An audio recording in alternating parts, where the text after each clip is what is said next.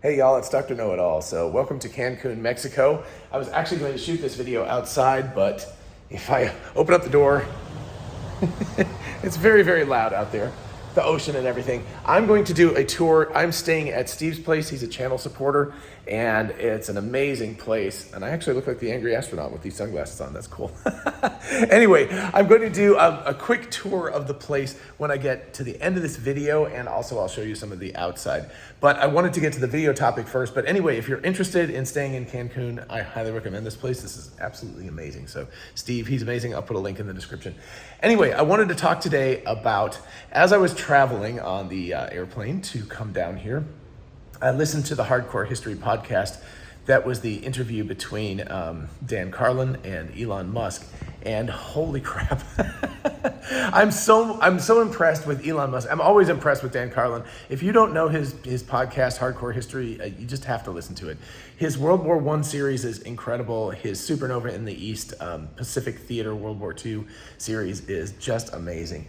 They're in the 20+ hour range, so just put it, it's like listening to a book or something. And he's so entertaining, so knowledgeable. But I also appreciate how, I guess humble he is. In this interview with Elon Musk, he kind of said, he's like, look, I don't know all the stuff. I don't know what I'm doing with all of this technical stuff about the engineering of planes. They mostly talked about World War II, which is fascinating to me. My grandfather fought in the Pacific Theater in World War II, so it has a special place in my heart. And it's also, I'm just a huge geek about aircraft history, and more than anything else, I think that's my favorite part, more than naval history or ground war or anything like that, is aircraft history. So since World War I, that stuff fascinates me. But here's the thing. I actually know that area reasonably well, and I learned a lot from Elon Musk and from Bill Riley also, who was also on the podcast, and he was amazing too. I think the only thing I would say is, for the next podcast, let Bill talk a little bit more. He's got a lot of really cool stuff to say, and I was like, oh, I want to hear from him too. But Elon and Dan and Bill had an amazing conversation, and honestly, the amount of stuff that I learned about just the way aircraft engines work. I knew something about the Octane issue, but hadn't realized, and I know here you can watch the episode, it's linked in the description. But they talked at length about the Octane issue of the United States and the Allies having high octane gasoline for their aircraft and for tanks and things like that too.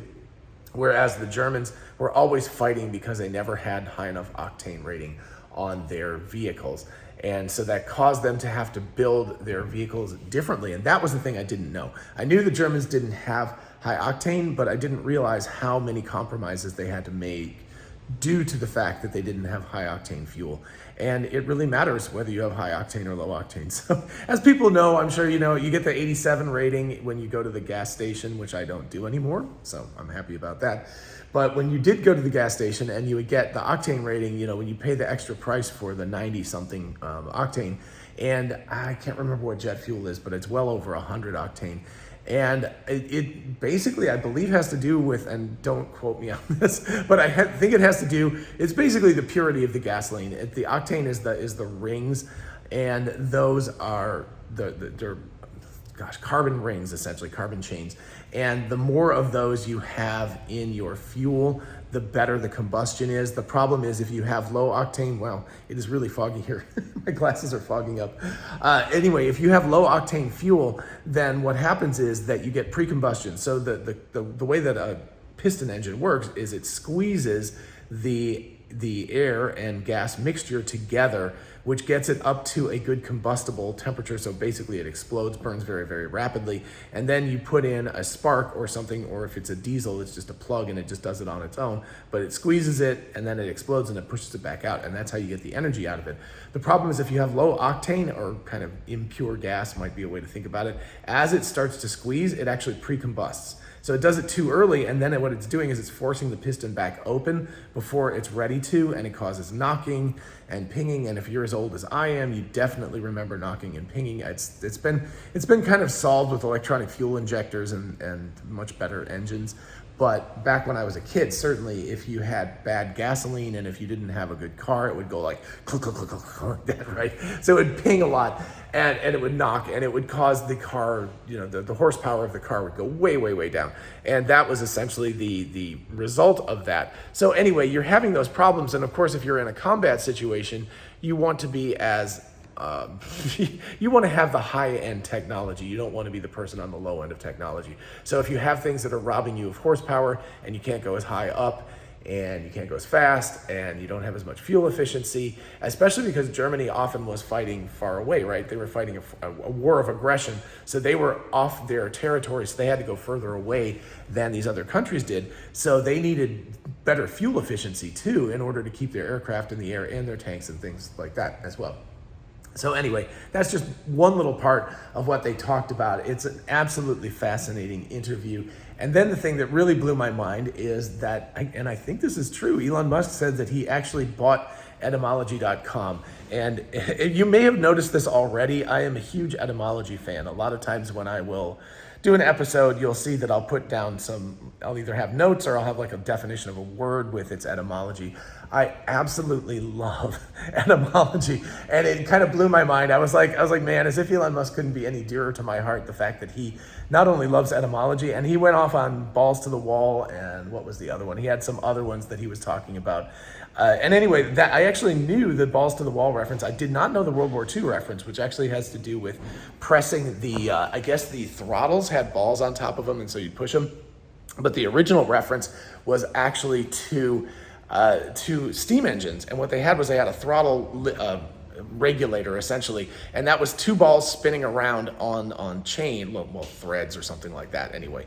But they would spin around, and if you wanted to throttle up, what you'd do is you'd let them expand out, and so they would spin more towards the edge, and that essentially opened, I guess, what you would call is the equivalent of a carburetor.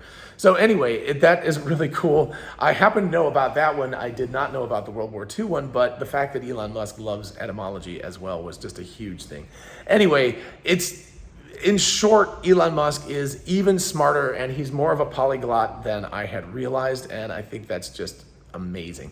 I'm so happy to know that he actually likes a lot of things, right? There are many people who are really, really smart, but they're only smart in like one area, and they tend to be, they're great and it's fantastic, and you talk to them and you learn a lot, but they can't hop between subjects. And the fact that Elon Musk has that sort of Renaissance man sort of like ability to hop, and the fascination with it. The ability to hop between subjects is essentially because he is so interested in all of these topics. And I just think that's amazing. So anyway, maybe this sounds a little bit like a fanboy thing, but you have to remember, I didn't know this stuff to this great of a detail before watching this episode. So I already appreciate what Elon Musk has done as a professional and as a business owner. And this is just kind of the icing on the cake, that he's the kind of person, I know people are like, would you like to have a beer with this guy? I would like to have a beer with this guy. So, or something. I don't know what he drinks. Apparently his kid only wears $20 Target shoes, which I also think is really cool. And Elon Musk cuts his hair and his own hair, so I think that's cool too. So he just seems like a very, very down-to-earth, approachable person. And I very much appreciate that. And but more than that, I really appreciate the fact that he's incredibly intelligent.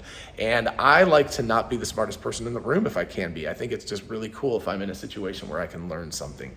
So, okay, enough of that. Let me give you a quick tour of the of Steve's place in case you're interested. This is the downstairs. A little bit dark this morning because I don't have all the lights on.